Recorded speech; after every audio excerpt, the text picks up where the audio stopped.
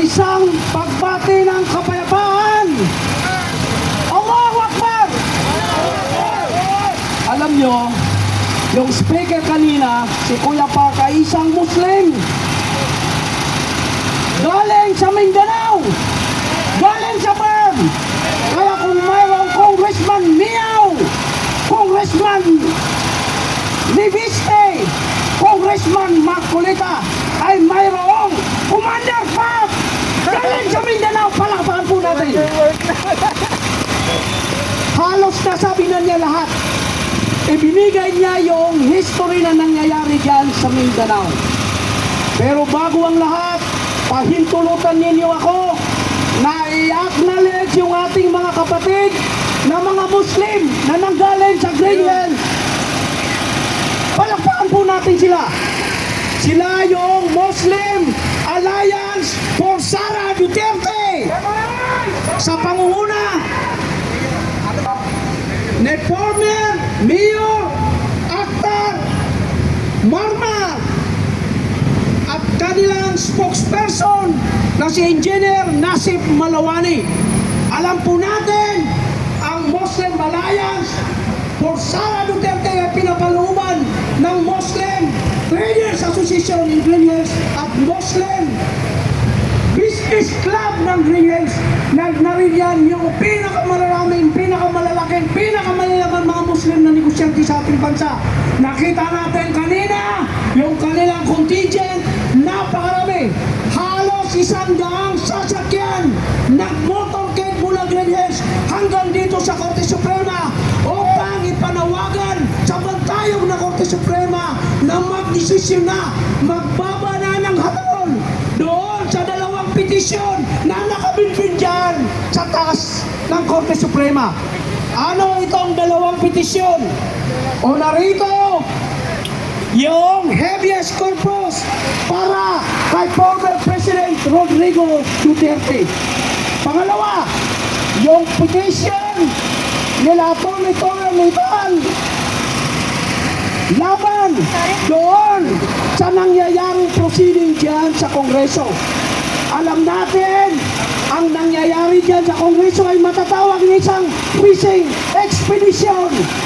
Ito ay grave abuse of discretion ng Committee on Justice ng House of Representatives. Malinaw sa ating isipan, malinaw sa ating paningin na ang testigo nilang si Ramil Madriaga ay pinaka-number 1 na sinungaling. Saan ka makakakita ng nakakulong, kidnapper, convicted na ginawa pang testigo dyan sa House of Representatives?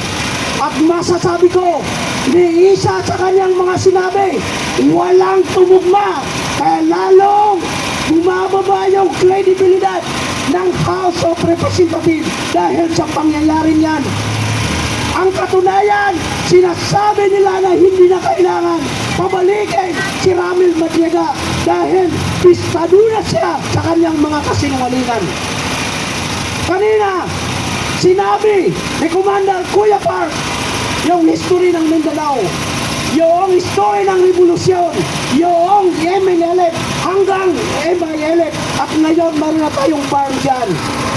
Ang totoo niyan, wala kaming tunay na autonomiya dyan sa farm. Kami ay nakatali sa kuko ng Imperial Manila. Kami ay nakatali sa kuko ng national government.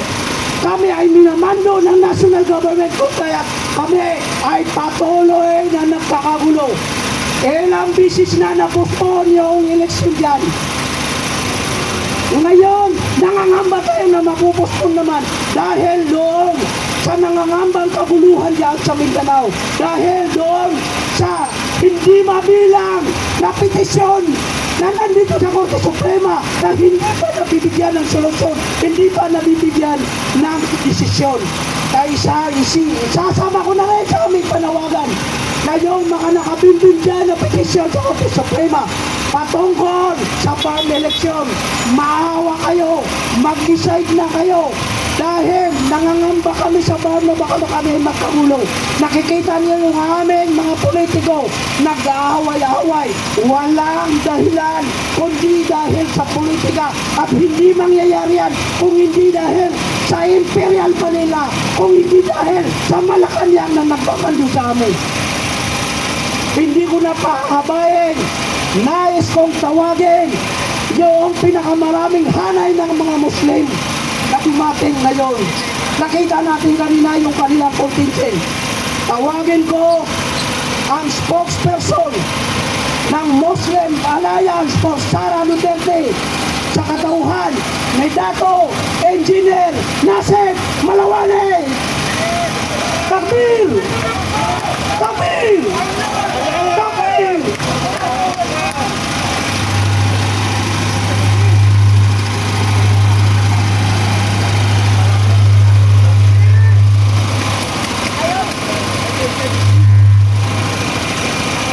Assalamualaikum warahmatullahi wabarakatuh. Magandang umaga po sa inyong mga kababayan natin ng mga non-Muslim. Gusto kong pasalamatan ang iba't ibang Duterte supporter. Alam naman natin, yung mga supporter ng Duterte po ay hindi nabibili ng pera ito. Alam natin kahit mabilag tayo sa araw, hindi natin talagang para lang may parating natin yung mga hinaing natin kung ano ang tama yung mga decision ng Supreme Court at saka sa Congress. Isang adala lang po ang pagtungo namin dito, pagpunta namin dito sa Supreme Court. Una po, para ipanawagan yung habeas corpus ng mahal nating presidente, si Tatay Digong, na kung saan bukas na po April 22 sa isang araw ay hearing sa ICC. Dapat po yung Supreme Court maglabas sila ng desisyon nila. Pangalawa po, yung pangalawang Pangulo natin. Alam naman natin na aping-aping na siya. Alam na mga kapulisan, mga kasundaluhan, na masyadong inaapi yung Vice President natin. Kami po sa Muslim Alliance, 10 na kami mga kasamahan, yung mga leader namin, hindi po kami papayag na lapastanganan ang karapatan ng mahal nating Vice President na si Sara Duterte Carpio. Alam naman natin na talagang yung pinaglalaban nila ay para lang sa kabutihan ng bayan natin. Yung pinaglalaban ng Duterte, walang iba kung hindi makikinabang ang bayan nating mahal na Pilipinas. Kaya po, kami ay lubos na nagpapasalamat kung sino man ay may busilak na puso magtungo rito sa Supreme Court para ipanawagan natin na sana maglabas na sila ng TRO para po matigil na ang impeachment sa mahal nating Vice President. Muli po, maraming salamat sa inyong lahat ng grupo ng mga kamusliman, yung One Bangsa, Muslim Alliance, yung ibang grupo ng mga Muslim at yung mga ibang grupo din na suportado po kay Duterte. Tulad ng Duterte Riders, kanina ko pang nakikita na nabibilag sila sa araw. Talagang hindi sila nag-atubili para lang ipagawaway nila yung bandila ng Pilipinas. Hindi tayo magtatagal sa init ng araw. At saka yung mga kapulisan natin, sila din ay nagbibilag sa araw para panatilihin ang kapayapaan. Sa Muslim Alliance, makakaasa po kayo sa mabuting paraan, mapaupo natin ang mahal nating Vice President tulad po ng election sa 2028. Makakasa po kami 100% yung mga grupo ng kamusliman para po sa mahal nating Vice President.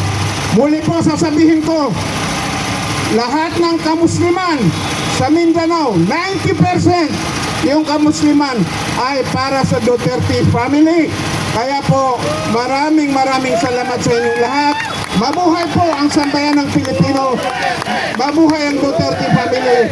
Assalamualaikum warahmatullahi wabarakatuh.